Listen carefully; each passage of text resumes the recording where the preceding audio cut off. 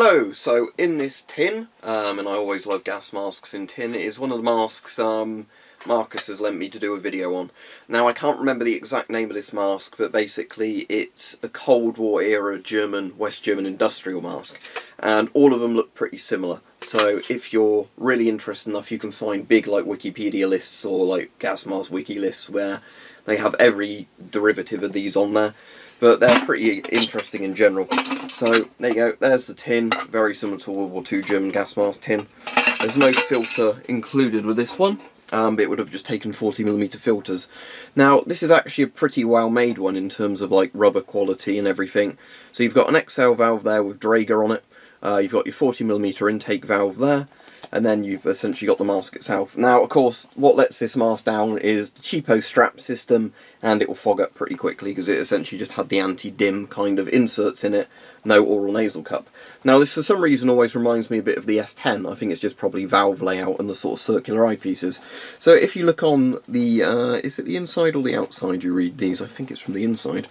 There is some writing on the inside of it, and it says 68 something Inesight 17. So read that and see what you think it says, but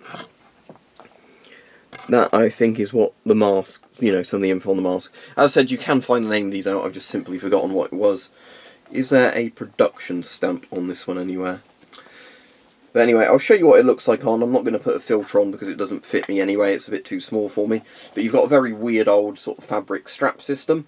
And here is a sort of, you know, head bit. So you put that on and you pull this down. But as you can see, this nowhere near fits me, this head strap. But there you go, that's what it looked like on. So obviously you might be familiar with these because it's kind of very similar to lots of other German masks in terms of design.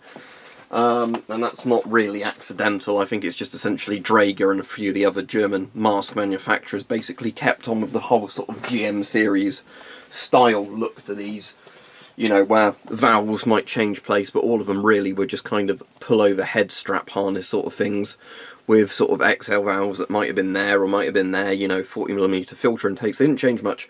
So I've not got loads to say about this mask. I'm grateful for Marcus to send it me, you know, to send it him. That always works out quite well for me because it means I can do a video on something and then he gets something, you know, with postage even if he wasn't in the UK at the time to accept it. But yeah, it's a cool thing. Don't get me wrong, I definitely wouldn't recommend these for practical reasons, because even if you somehow found one where all the rubbers were still intact, you know, the valves were still intact, even though you can fit 40mm NATO filters to them quite easily, because I think most of these are 40mm DIN, so they accept NATO filters absolutely fine.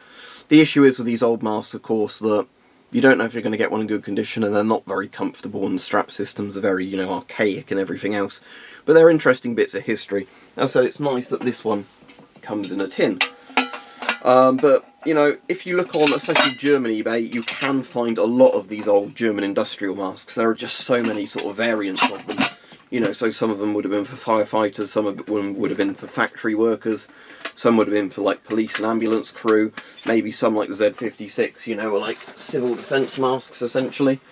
You know, if you want a mask that looks like this but it's really cheap, you can generally get the Hungarian sort of Cold War masks.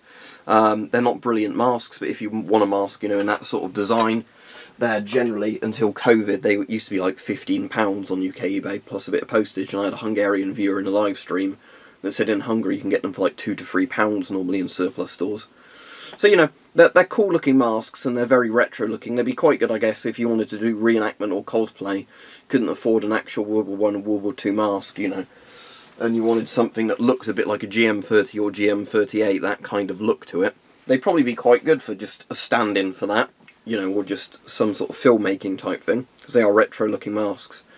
But yeah, they're interesting, but as I said, it's one of those things where, obviously, there are quite a lot of masks that are essentially mass-produced for industry and sort of various things that aren't as famous as a lot of the iconic military masks of certain time periods, just because they were industrial or just various derivatives of other masks, essentially. You know, where each generation of them, they might make a slight improvement to them, but they never really got all that good because, you know, there were much more groundbreaking masks that came out in the meantime. So yeah, thank you again to Marcus for essentially lending it me to do a video on. It is a cool thing, but, you know, if you were buying a mask for protection or practical reasons, you'd never go for a mask like that. but they're interesting sort of historical things, you know. Personally, I think if I bought this mask myself, I'd put one of my preferred masks in one of these tins and use that as a carry satchel for it. It's a bit heavier than a bag, but it's going to protect the mask and the filters and whatever else you put in here a lot more, you know. And the tin's quite good because you can obviously just sling it over your shoulder, and then you've got you know, your old sort of World War II, World War I style carry tin, which is pretty cool. This is actually a really well made tin, this one, you know, because some of the metal tins when you get them have really bad clasp systems or whatever. But this one is just, you know, the kind of spring tension style clasp. So even with a bit of rust on there, that's still pretty secure.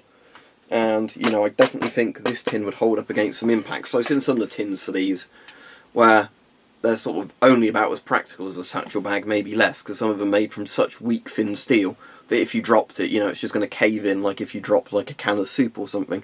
But there you go. So thank you again to Marcus for sending me this to do a video on.